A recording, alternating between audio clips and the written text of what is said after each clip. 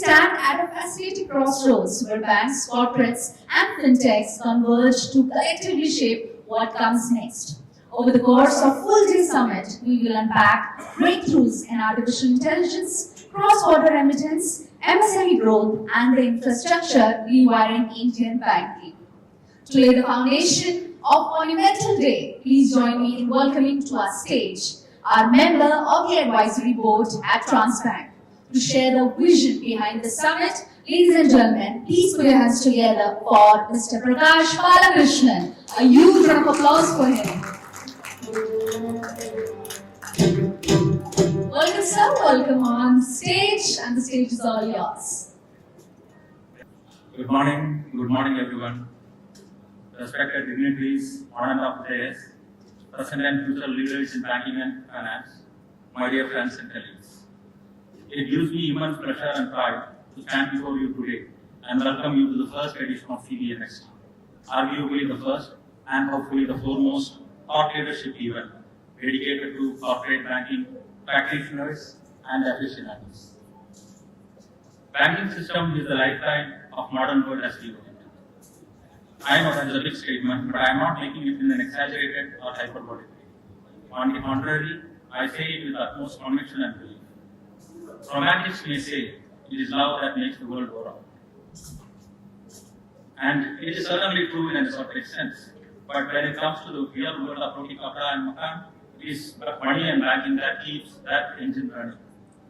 Now, it is not my intention to downplay the importance of love, especially to the young audience in this forum.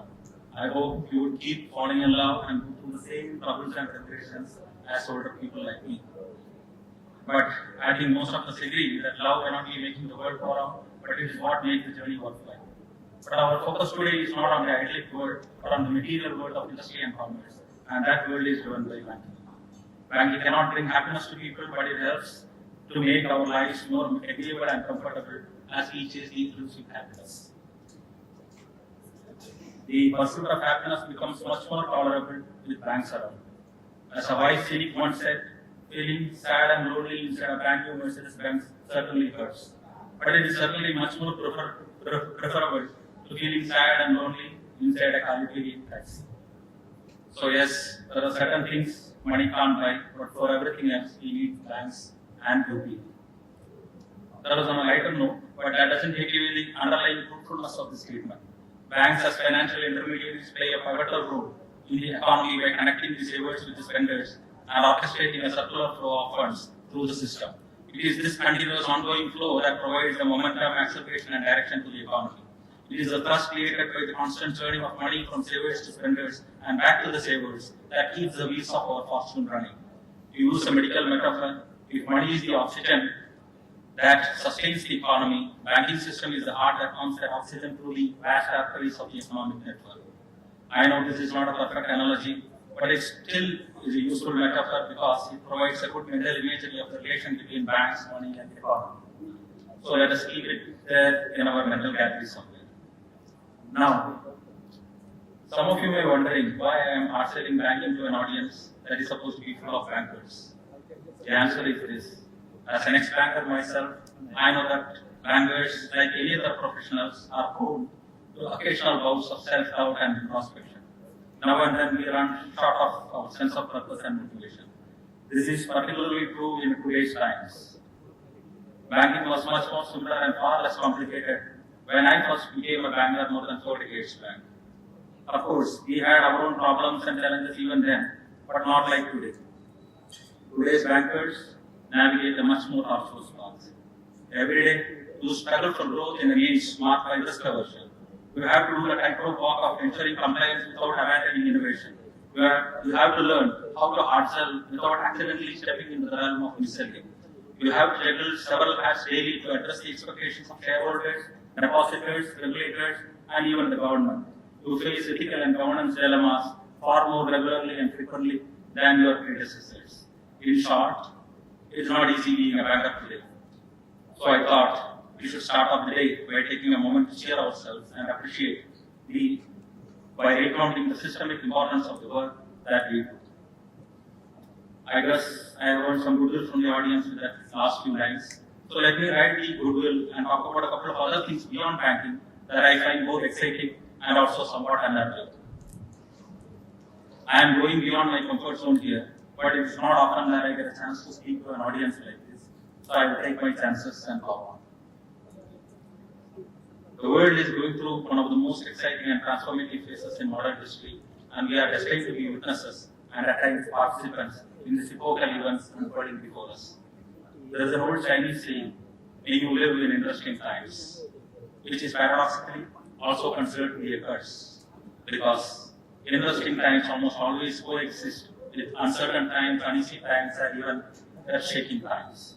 Such times hold both hope and despair, opportunities and threat, heartbreak and euphoria. In my opinion, we are entering one such moment. To borrow a phrase from Charles Dickens, we may be cruising into the best of the times and also the worst of the times. So what are the big transformative shifts that are making our time so exciting and also somewhat unsettling? Now, I am not talking about waters here. I still need my US visa. So there are, of course, there are a number of things, but today I want to talk about two things in particular. The first one, surely you would have heard. The second one, equally profound, so let's talk about it. The first is a disruptor. The first disruptor is technology that many of us probably won't have heard a decade back, except in the realm of science fiction. But today, even without my mentioning it, I think most of you would have guessed that I am referring to artificial general intelligence, or simply AI. A technology so disruptive and futuristic that it makes earlier tech buzzwords like distributed ledger technology, cloud computing, blockchain, etc. sound like old world or passive. I know my limits, so I won't get into the details of the computational, detective, and problem-solving power that is being unleashed by AI. But even as a rookie user who has been tinkering with AI tools in the most rudimentary and exploratory way, I can say that we are at the cusp of a truly watershed moment in the history of human civilization. Now there is the second thing which I mentioned that makes this situation even more interesting and complicated. The AI revolution we are seeing today is coming in the heels of another similar era-defining moment in the modern science, even though it may not have received as much reportage as AI. I am talking about the mapping of the human genome and the decoding of the human DNA. The field of genetics that started with Charles Darwin and Gregor Mendel is slowly moving towards its zenith. Genetic science has already started revolutionizing the fields of medicine, disease control, aging, and longevity. It is changing fortunes of the human race in real time as I speak. While humans may still be mortal, our longevity and life expectancy will grow at a geometric rate in the coming decades. Future humans will be far less susceptible to diseases, far less mortal than they are today. Jamie Dimon, the visionary CEO of JP Morgan, connected these two giant gods of science and technology and declared that future humans will live more than 100 years but work less than 3.5 days a week.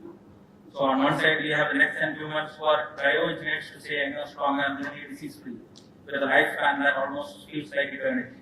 On the other side, we have machines that are getting as smart, if not smarter, than the humans who created them. So, what will happen when the unstoppable force of sentient AI meets the unshakable spirit of the superhumans of the future? Only time will tell. But hopefully, that story will be written by humans and not by machines. But it was just to shake things up a bit and grab your attention. The purpose of the seminar today is not to worry about the Terminator stuff that will be waiting for us in some distant future, but to envision how AI can impact our lives in the immediate future, particularly in the banking space in the coming decade. As we go through the day, we will try to explore how AI tools can make lives better for both customers and bankers, and how it can help us make smarter choices and wiser decisions. How we can use AI to formulate better strategies and execute winning ideas at a fraction of the time and cost that it would take today. Our learned speakers and panelists would elaborate on these and other aspects related to AI, focusing specifically on the potential use cases and opportunities in the corporate banking space.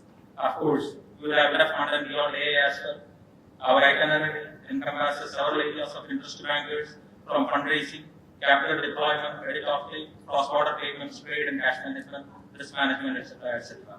We also have a session on Gift City, the emerging international business hub of India. We have an impressive array of speakers and analysts, and you will get to listen to their insights and wisdom through the day. I am constrained by time to take their names individually, but But I must make an exception and say a few words about our keynote speaker, Ms. Praveena Rai, AMD and CEO of MCX, the leading commodity exchange in India. An IIMA alumnus, she started off her career as a banker. She spent several years, 25 years, I am told, in different banks like Citibank, HSBC, etc., occupying key positions in India, Hong Kong, and Japan. After 25 years in banking and several leadership roles, she moved to NPCI as Chief Operating Officer, from there to MCX as CEO. She will speak today on the role of corporate banks in mobilizing capital for fueling India's continued growth. Like all of you, I am eagerly looking forward to listen to her views on this very interesting subject. It is our privilege and pleasure to have her as our main speaker, and I take this opportunity to welcome her to this forum. Finally, between these sessions, we will also squeeze in some time to talk about how we at TransBnk, TPX, are transforming ourselves and explain how we are enabling interconnected financial operations through our stack of tech infra, APIs, SaaS, and SaaS platforms. But I assure you, we will keep short and sweet. It will not take away the focus from the main theme. Last but not least, our research team has painstakingly compiled an insightful report of the liquidity networks that are redefining corporate banking in India, which we will release during the course of the day. It contains some very original and impactful thoughts on the shifting dynamics of corporate banking, and I am sure you will find it informative and insightful. So please do take a look. In all, I believe it is going to be a day well spent. It is our earnest desire to develop CBNxT as the medium for seeding of new ideas in banking and finance, a catalyst for igniting and nurturing the thought leadership in the industry, a forum for learning and adapting best practices, a town square for bankers to exchange notes and even advance their careers. However, how far we will succeed in our mission only time will tell, but one thing is certain: you will not find us wanting in our efforts or in our commitment. The rest we will leave to the forces of karma. So that's it. Thank you for your time. I don't want to stand anymore between you and the industry leaders you have come to listen to. Thank you very much. I have an enriching, intellectually stimulating and productive day. Jai Hind, Vande Mataram.